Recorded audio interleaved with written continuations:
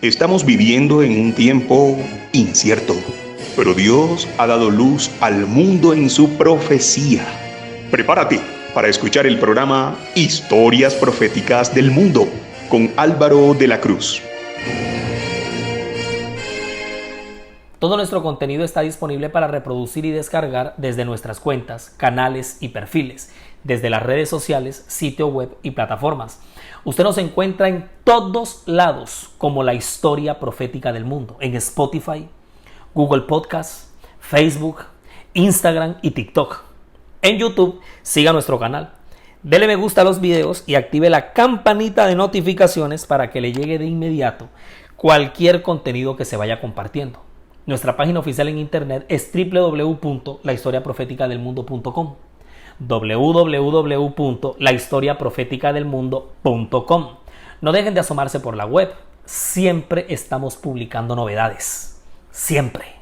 La Historia Profética del Mundo está presentando la serie sobre la historia del pueblo de Israel. Este es el episodio 3, donde estamos relatando cómo se dio el paso de los israelitas al imperio de Egipto, cómo fue que llegaron allá, cómo fue que esta gente terminó en esa tierra. Y nos encontramos viendo el segundo segmento, momento crudo, en el que los hermanos mayores de José conspiran para asesinarlo, producto de la envidia que tenían contra él, alimentados por el odio que empezó a crecer como resultado de la preferencia de Israel a José.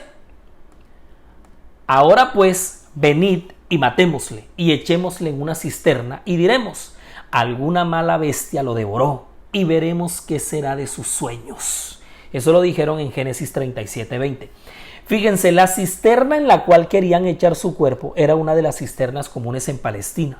Y la versión que se habían propuesto contar a su papá les parecía absolutamente creíble, ya que Palestina era un país selvático durante el segundo milenio antes de Cristo. Y leones, osos y otros animales vagaban por allí libremente. Todo esto lo planearon en cuestión de segundos mientras José se les iba acercando. Esto pues les fluyó así de repente. Ahora, Rubén, el hermano mayor de todos, el primogénito legítimo de Israel, es el que piensa rápido y les sugiere que no lo maten. Les propuso que mejor lo echaran vivo a una cisterna para que finalmente se muriera de hambre y sed.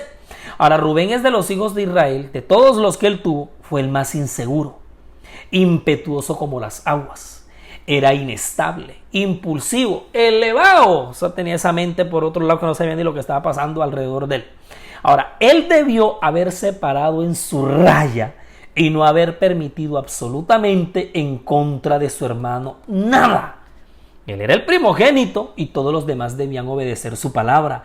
Era el representante del patriarca Israel en su ausencia. Pero Rubén casi que les habló con miedo, con temor. Ellos prácticamente no reconocían su autoridad, pero por lo menos logró que no decidieran matarlo con sus propias manos.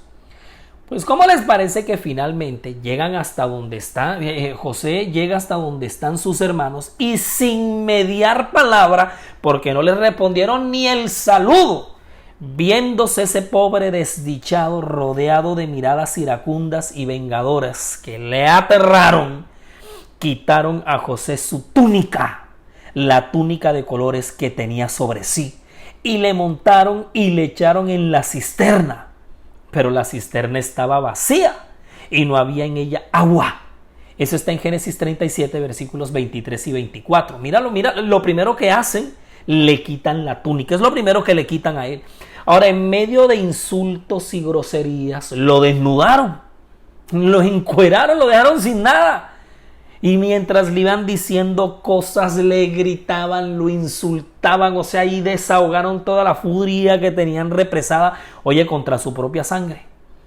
Ahora, cuando lo arrojan en la cisterna, José les suplicaba, les rogaba que no le hicieran lo que le estaban haciendo. Su desespero fue grande, pero no atendieron sus súplicas.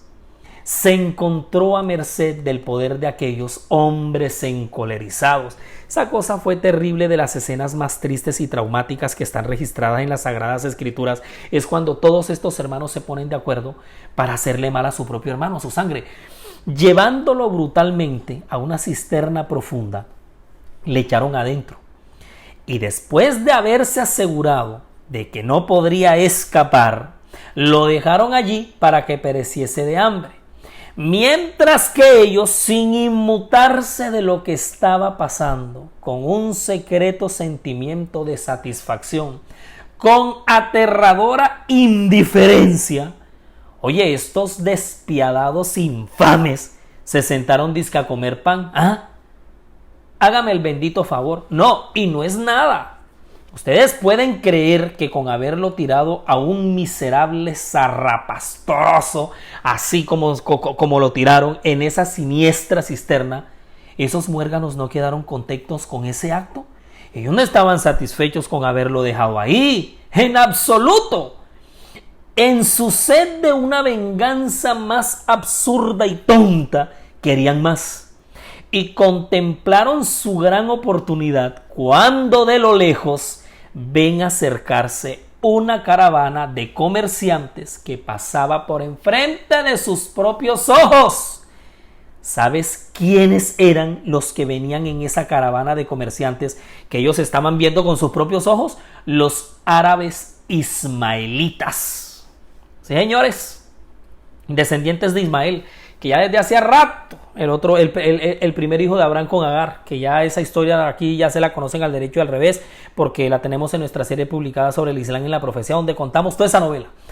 Lo que pasa es que en Dotán, que fue la zona, que era la zona donde José los había encontrado, Dotán, estaba cerca de una importante ruta de comercio que conectaba con Galaad en la Transjordania. Esta gente mantenía un floreciente comercio con Egipto. Estos árabes en sus camellos traían aromas, traían bálsamo, traían mirra, y en su caravana iban a llevarlo a Egipto. Entre esa vasta compañía iban unos mercaderes madianitas. En esa caravana de árabes ismaelitas comerciantes, en medio de su bálsamo, llevando los aromas. Estas eran las rutas de los inciensos, la ruta del bálsamo, la ruta de la mirra. Eran las rutas comerciales donde se dieron los intercambios comerciales con todos estos lugares, con todos esos países, con todas esas zonas. En esa vasta compañía iban unos mercaderes madianitas. Y es Judá, oigan bien, Judá, quien propone que vendan a José a esos ismaelitas. ¿Estás escuchando bien? Primero, quien había propuesto de que no le hicieran nada era Rubén. Ahora recuérdate que Rubén, como hermano mayor, él debía haber parado esa infamia y haber dicho: no le vamos a hacer nada, nos lo llevamos. ¿Cómo pueden hacer esto? Sinvergüenzas, mala sangre, malos hermanos. ¿Cómo se les ocurre? Afortunadamente Rubén logró que no lo mataran con sus propias manos, desaparecerlo con sus propias manos cómplices. Pero es Judá, cuando se acercan estos comerciantes, él es quien propone que vendan a José a esos ismaelitas. Es que la propuesta de la venta sale de Judá. Ahora, ¿cómo te parece que cuando Judá habla, todos consistieron? Lo que pasa es que de alguna u otra forma Judá sí va a representar esa autoridad sobre sus hermanos. Esa autoridad de la cual carecía Rubén, que era el legítimo primogénito, se la va a llevar Judá. Judá va a ser principal por encima de Rubén. Estas cosas pasan y ocurren en la profecía más adelante, en la generación de sus tribus y de todos sus descendientes. La patente de este carácter, de estos rasgos de carácter, va a primar sobre todos ellos. Todos consistieron y hacen el negocio con los mercaderes, cerrando la venta por un valor de 20 piezas de plata. ¿Dónde tenían estos pelados de esa cantidad? Bueno, sacaron pronto a José de la cisterna. Cuando vio a los mercaderes, José comprendió que la cosa era grave. Dimensionó la terrible verdad. Iba a convertirse en esclavo, porque convertirse en esclavo era una suerte más temible que la misma muerte. En la agonía de su terror, imploró a uno y a otro de sus hermanos, pero todo fue en vano. Endureciendo sus corazones a las súplicas de José, le entregaron en manos de los mercaderes paganos.